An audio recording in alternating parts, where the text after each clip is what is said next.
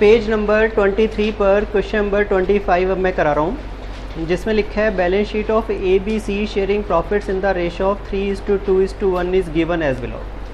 3 partner है ABC, उनकी P&L ratio में गिवन है 3:2:1 और उसके बाद फिर गिवन है बैलेंस शीट। कुछ प्री वर्क हमें करना होगा। प्री वर्क ये करना होगा कि जो अकाउंट बनाए हैं उनमें बैलेंस डालेंगे। सबसे पहले बैंक अकाउंट में लिखेंगे बैलेंस BD जो कि है 7,500। उसके अलावा कैपिटल अकाउंट में लिखेंगे बैलेंस BD। फर्स्ट पार्टनर के अकाउंट में 40,000, सेकंड पार्टनर के अकाउंट में 25,000, थर्ड पार्टनर के अकाउंट में 20,000। फिर बैलेंस शीट को देख लेते हैं। बैलेंस शीट में कोई रिजर्व, कोई फंड, कोई P&L, कोई गुडविल अगर है तो डिस्ट्रीब्यूट कर देते हैं। लायबिलिटी साइड में देखेंगे तो आपको कॉन्टीजेंसी रिजर्व नज़र आएगा और कॉन्टीजेंसी रिजर्व पे देख लेते हैं नीचे कोई एडजस्टमेंट ना हो। बी एंट्री में लिखा है contingency reserve is not required any मोर। क्या मतलब है इस बात का कि हमें कॉन्टीजेंसी रिजर्व की फ्यूचर में कोई ज़रूरत नहीं है, कोई लायबिलिटी भी नहीं है। हमें उसे क्या करना होगा, डिस्ट्रीब्यूट कर देंगे। यहाँ पे लिखेंगे कॉन्टीजेंसी रिजर्व।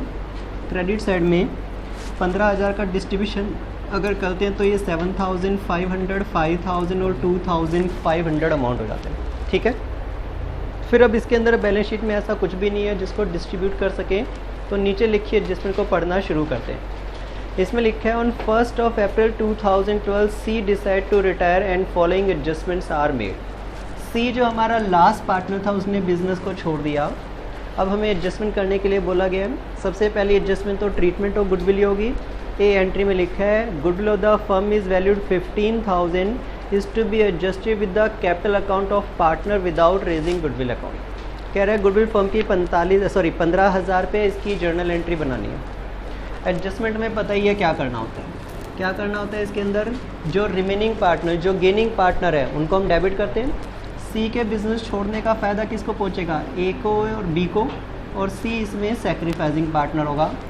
फर्म की गुडविल है 15,000, उसका शेयर 1/6 मतलब कितना हुआ, 2,500। क्योंकि क्वेश्चन में कुछ नहीं लिखा है, इसका मतलब 3:2 ही हमारी न्यू रेशो होगी और 3:2 ही हमारी गेनिंग रेशो भी होगी। तो उसके अकॉर्डिंग ये 1,500 और 1,000 बन जाते हैं। क्लियर है, लेजर पोस्टिंग कर देते हैं। ए को डेबिट करना है 1,500 से, बी को डेबिट करना है 1,000 से। नाम किसका लिखेंगे इसमें, टू सीज कैपिटल, और सी के कैपिटल अकाउंट को उतने ही अमाउंट से क्रेडिट भी कर देंगे। एक बार नाम लिखेंगे बाय एज कैपिटल, एक बार नाम लिखेंगे बाय बीज कैपिटल। सबको क्लियर है।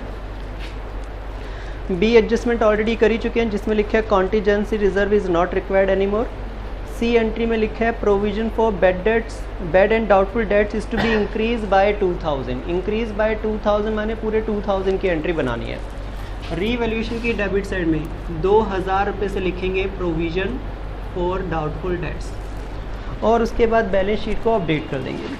बैलेंस शीट में पहले पुराने डेटर दिखाते हैं जो कि 23,000 के हैं, फिर प्रोविज़न 1,000 उनका और 2,000 हमारा भी, 3,000 माइनस करेंगे, 20,000 नेट बैलेंस हो जाएगा। क्लियर है ये।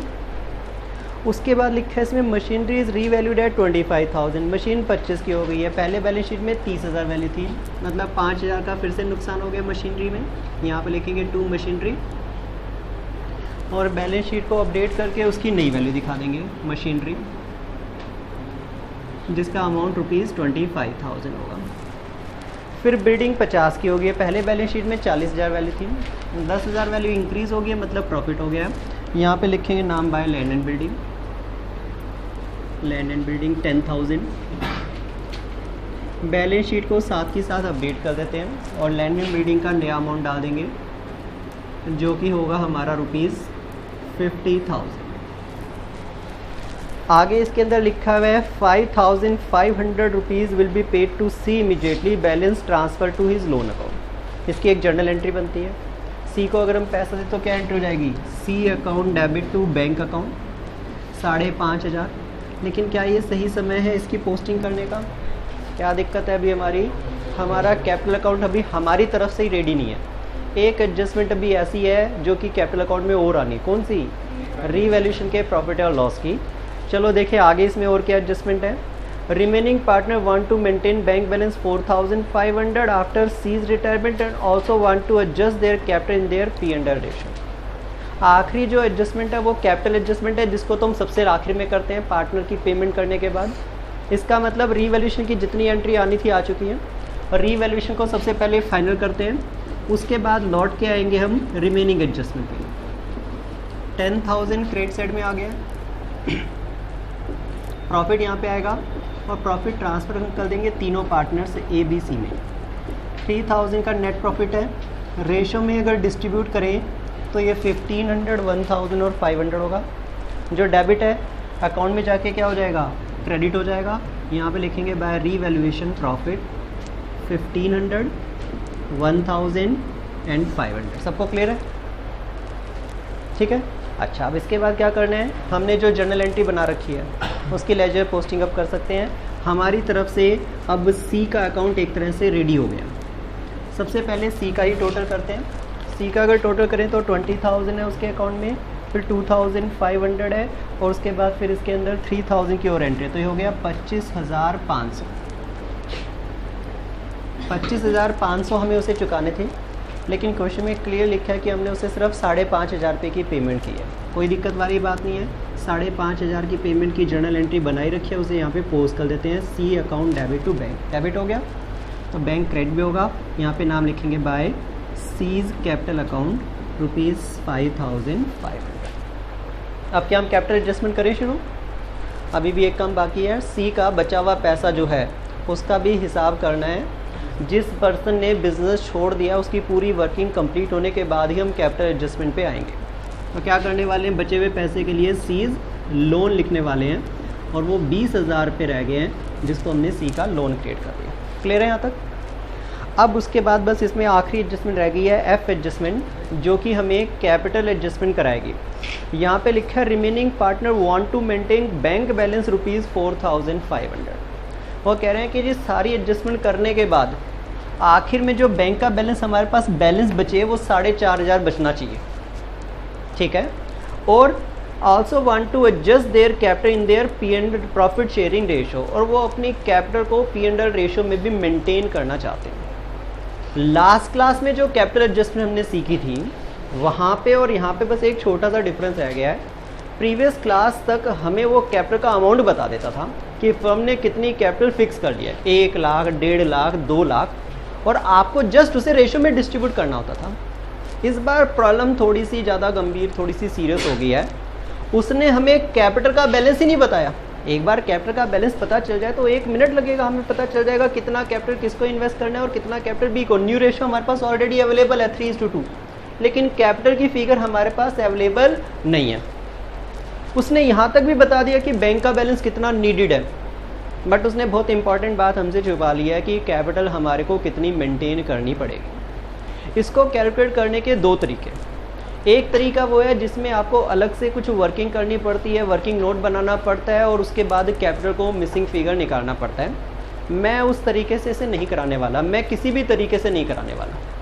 मैं इसके अंदर एक थोड़ा सा ट्रिक लगाने वाला हूँ, जिससे कि बिना किसी प्रोसीजर को फॉलो किए ही मुझे वो हिडन कैपिटल पता चल जाएगी जो कि इनकी होनी चाहिए। क्या है वो हिडन और जो ट्रिक? आप इस क्वेश्चन को बीच में अधूरा ही छोड़ दें और पहले बैलेंस शीट के अंदर जो बातें आपको पता है उनको लिखना शुरू कर दें। असली प्रोसीजर है कि कैपिटल अकाउंट बनेगा, बैंक अकाउंट बनेगा, फिर बैलेंस शीट बनेगी, लेकिन एग्जाम में तो सारा काम ही करना है। तो आप थोड़ी देर के लिए इतना काम करने के बाद आखिरी स्टेप से ठीक पहले दोनों अकाउंट, बैंक अकाउंट और अपने कैपिटल अकाउंट को बीच में ही छोड़ के बैलेंस शीट की ट्रांजैक्शन को पहले लिखना शुरू करें कि आप इसमें क्या क्या जानते हैं। तो हमें पता ही है कि लायबिलिटीज़ में सबसे पहले किन पार्टनर्स के नाम आते हैं जो कंटिन्यू कर रहे हैं। कौन कौन कंटिन्यू कर रहे हैं?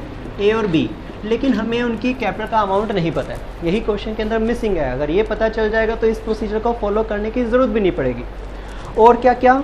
और इसके बाद हमें पता है सी ने रिटायरमेंट ले लिया, तो सी का लोन तो निकाल ही चुके हम कितना? 20,000। ये भी हिडन नहीं है, ये तो बैलेंस शीट में आपको डालना ही है। उसके अलावा बैलेंस शीट के अंदर जो इन्फॉर्मेशन है उसमें कॉन्टीजेंसी रिजर्व डिस्ट्रीब्यूट हो गया था, ट्रेड क्रेडिटर्स पड़े हुए हैं। कितने के हैं ट्रेड क्रेडिटर्स? 25,000, वो एज इट इज़ आ जाएंगे। असेट साइड में देखते हैं बैंक का बैलेंस। हमने अकाउंट नहीं बनाया, लेकिन उसने ऑलरेडी हमें हिंट दे रखी है, बता रखा है कि सारी एडजस्टमेंट करने के बाद कितना बैंक बैलेंस आना चाहिए। कितना बैंक बैलेंस आना चाहिए? 4,500। तो मैं बैंक का बैलेंस, जबकि मैंने अकाउंट बीच में ही छोड़ा हुआ है, बनाया भी नहीं है, रेडी भी नहीं किया, बैलेंस भी नहीं निकाला, लेकिन फिर भी मुझे पता है मेरी बैलेंस शीट में जब बैंक बैलेंस आएगा तो कितना आएगा, 4,500। अच्छा, एक छोटा सा पॉइंट यहाँ पे बता दूँ, कभी कोई क्वेश्चन ऐसा भी हो सकता है जिसमें वो बैंक का बैलेंस भी नहीं बताएगा, कोई टेंशन नहीं है। अभी देखो इसके अंदर अगली एंट्री डेटर की थी, वो हमने डाल दी है। स्टॉक के ऊपर कोई अपडेट आया क्या कर देंगे फिर स्टॉक को, जो पुराना बैलेंस है वही दोबारा कंटिन्यू कर देंगे। सेम ऐसे ही आप तक करना जब बैंक के बारे में आपको कोई नया बैलेंस ना बताए। अभी तो उसने बता दिया बैंक का बैलेंस कितना मेंटेन करना है, हमने चेंज कर दिया। अगर वो नहीं बताता तो बैंक का बैलेंस पुराने वाला ही लिख देते। ऐसे ही हम स्टॉक के साथ करेंगे। स्टॉक के बारे में हमें कोई जानकारी नहीं है, कोई अपडेट भी नहीं है, तो 12,500 ही रहा होगा। फिर उसके बाद फर्नीचर हमने इसमें दिखाया, अभी तक नहीं दिखाया है, कोई अपडेट नहीं है। आपको पता है अगर अपडेट ना हो तो पुरानी वैल्यू ही दोबारा कंटिन्यू होती है। मशीन हम दिखा चुके हैं, लैंड एंड बिल्डिंग दिखा चुके हैं। क्लियर है सबको? तो आपकी तरफ से बैलेंस शीट जितनी बननी थी उतनी बन गई है। और अगर आप नोटिस करेंगे तो आपको पता चलेगा कि सिर्फ एक ही फिगर ऐसी है जिसके बारे में अब आपको जानकारी नहीं है, बाकी सारी बैलेंस शीट ऑलमोस्ट रेडी हो गई है। हिडन फैक्टर सिर्फ एक ही रह गया है जो कि उसने छुपाया हुआ है, वो है कैपिटल का बैलेंस। और आपको पता ही है किसी भी अकाउंट से एक फिगर कोई भी मिसिंग होती है वो डिफरेंस का सारा अमाउंट होती है, जो भी डिफरेंस होगा वो सारा का सारा वही फिगर होगी। तो असेट्स है का टोटल पहले करते हैं। जब हम असेट्स है का टोटल करेंगे तो हमारी बैलेंस शीट की असेट्स 1,25,000 वैल्यू की होगी। हमें पता है बैलेंस शीट हमेशा टैली होती है, तो अगर असेट्स है का टोटल 1,25,000 है तो डेफिनेटली लायबिलिटी साइड का टोटल भी 1,25,000 होना चाहिए। 1,25,000 लेकिन है नहीं, हमें यहाँ पे सिर्फ 45,000 रुपये की फिगर नज़र आ गई है। इसका मतलब कितना डिफरेंस हिडन है, 80,000 का डिफरेंस है और सिर्फ एक ही फिगर तो मिस है। तो बाय डिफ़ॉल्ट मुझे पता चल गया कि इनकी कैपिटल कितनी होगी इनकी 80,000। अब ये काम मैं यहाँ पे करके दिखा देता हूँ कि हमारी कैपिटल कितनी है। कैपिटल जो हमारी है वो total assets minus outside liability से आई है। टोटल असेट हमारे पास 1,25,000 की है और आउटसाइड लायबिलिटीज हमें नज़र आ रही है, साफ साफ नज़र आ रही है, वो है 45,000। इसका मतलब 80,000 है। आज तक वो कैपिटल तुम्हें बता देता था, इस बार उसने कैपिटल को हिडन कर दिया, लेकिन हमें कोई भी प्रोसीजर इवन फॉलो नहीं करना पड़ा। हमने कोई भी स्टेप फॉलो नहीं किया जो अनयूजुअल हो, जो अनोखा, जो कोई इक्वेशन बनाने का हो, कोई दूसरा स्टेप हो। बस ये काम को थोड़ा सा आगे पीछे कर दिया। बैलेंस शीट का टोटल पहले कर लिया, कैपिटल अकाउंट और बैंक अकाउंट अभी अधूरे पड़े। अच्छा, बता सकते हो अगर 80,000 की कैपिटल है तो ए की कैपिटल कितनी होनी चाहिए और बी की कैपिटल कितनी होनी चाहिए? उसके लिए हमें बस इनसे न्यू रेशो पूछनी है। न्यू रेशो तो पता है 3:2। तो 80,000 रुपये को पार्टनर्स की न्यू रेशो में डिस्ट्रीब्यूट करते हैं, 3/5 2/5। तो ये हो जाएगा 48,000 और ये हो गया 32,000। आगे का प्रोसीजर तो सेम ही है, कैपिटल का पता चल गया। उसके बाद आपको पता ही है एक लाइन छोड़कर यहाँ पे क्या लिख देते हैं, बैलेंस सीडी भर देते हैं अपनी मर्जी से। इसकी कैपिटल हमें 48,000 नीडेड है और इसकी कैपिटल हमें 32,000 नीडेड है। खास बात ये है, इससे ऐसे ज़बरदस्ती आप बैलेंस भरोगे तो टैली नहीं करेगा अकाउंट। दोनों ही पार्टनर की अगर देखोगे तो डेबिट साइड का टोटल बढ़ा रहा है 49,500 और यहाँ पे 500 रुपये का डिफरेंस भी क्रिएट हो रहा है। दूसरे पार्टनर की भी वाली साइड बड़ी आ रही है 33,000 और इसके अकाउंट में 31,000 है। तो इसका मतलब 2,000 रुपये यहाँ पे कम है। समझ में आ गया डिफरेंस? हमें पता है ये डिफरेंस कहाँ पे जाता है, ये किस चीज़ से एडजस्ट होगा। हम इनसे पैसे मंगाने वाले हैं, भैया इतना पैसा लेकर आना, बाय बैंक या कैश। खास बात है बैंक और कैश लिखोगे तो बैंक अकाउंट में भी पोस्टिंग होगी। क्रेडिट था तो यहाँ पे आके डेबिट हो जाएगा, एज कैपिटल और उसके बाद बीज कैपिटल। 500 रुपये ए ने जमा कराने हैं, 2,000 बी ने जमा कराने हैं। क्लियर है? अब यहाँ पे हमारे पास हो गए हैं टोटल 10,000 रुपये जमा। 10,000 रुपये जमा हो गए। यहाँ पे अब आपका आखिरी स्टेप में आंसर चेक होगा। जितना बैंक वहाँ पे दिखाया जा चुका है ऑलरेडी, उतना ही बैंक बैलेंस बचना ज़रूरी है, क्योंकि यहीं का बैलेंस रियलिटी में बैलेंस शीट में जाते हैं। अगर आपने बैलेंस शीट में पहले भर दिया तो वो बैलेंस निकलना भी ज़रूरी है। ऐसा नहीं हो सकता वहाँ पे आपने 4,500 दिखाया, यहाँ पे 4,000 ही आ जाए, ऐसा कैसे हो सकता है? वहाँ पे 4,500 का बैलेंस बचा है तो यहाँ पे भी 4,500 का बैलेंस ही होना चाहिए। और चेक कर लीजिए, बाय बैलेंस सीडी 10,000 में से 5,500 अगर माइनस कर दे तो कितना आ गया, 4,500। ध्यान से अगर देखोगे तो पता चलेगा हमने कुछ भी नया स्टेप नहीं किया। इतना ही क्वेश्चन पहले करते थे जब वो कैपिटल बताता था, उतना ही क्वेश्चन अब हुआ है जब उसने कैपिटल छुपाई है। बस एक छोटी सी चीज़ की, हमने अपने कैपिटल अकाउंट को रेडी किया लास्ट पॉइंट तक, आखिरी पॉइंट तक रेडी किया। सी का लोन भी क्रिएट कर दिया था, सिर्फ जब बैलेंस निकालने की बारी आई थी हमने इसको बीच में छोड़ दिया। बैंक के अकाउंट को भी हमने रेडी कर लिया था, सिर्फ बैलेंस निकालने की बारी आई थी, हमने छोड़ दिया इसे और पहले किसका टोटल करने लगे, पहले हमने बैलेंस शीट को रेडी करके टोटल किया, डिफरेंस कैपिटल निकाली। एक बार कैपिटल पता चल गई उसके बाद आप प्रीवियस वाले टाइप के मूड में कन्वर्ट हो जाएंगे, जैसे पहले क्वेश्चन होता था वैसे ही आगे फिर बढ़ जाएगा। ठीक है, कंप्लीट है।